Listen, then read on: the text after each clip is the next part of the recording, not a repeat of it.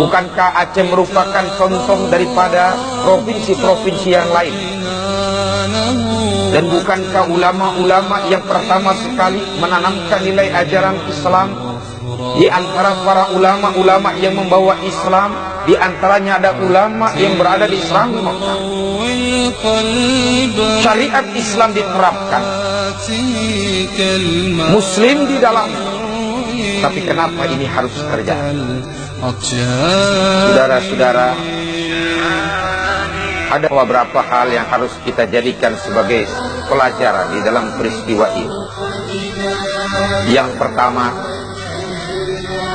jikalau Aceh sekarang sampai terjadi hal semacam ini semata-mata oleh karena Allah begitu amat sangat menyayangi hambanya yang beriman.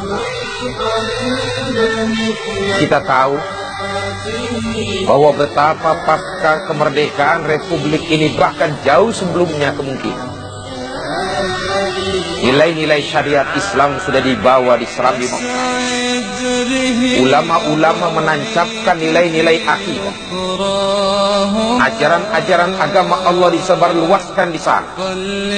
Bahkan sejarah tidak pernah dan tidak mungkin akan terhapus di Republik yang kita cintai ini.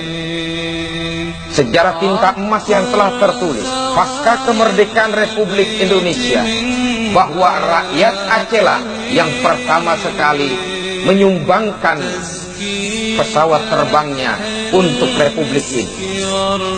Seluruh rakyat Aceh berbondong-bondong, mereka mengumpulkan untuk membeli pesawat ini. Ada yang mengeluarkan gelang emasnya, ada yang mengeluarkan merelakan kalungnya, ada yang merelakan cincinnya. Bahkan harta benda dikumpulkan untuk keutuhan Republik yang kita cintai ini, untuk keutuhan bangsa dan negara yang kita cintai ini, untuk agar syariat Islam tertanam di Republik ini. Rakyat Aceh dengan ikhlas, dengan ridho, mereka menyerahkan itu semua. Ini satu gambaran betapa tinta emas ini tidak mungkin akan dapat terhapuskan begitu saja. Tapi mengapa ini harus terjadi? Rakyat Aceh yang berjuang mati-matian melawan penjajah Belanda, rakyat Aceh berjuang mati-matian mengusir penjajah Jepang, rakyat Aceh yang menyumbang apa yang ia miliki demi Republik yang cintai ini.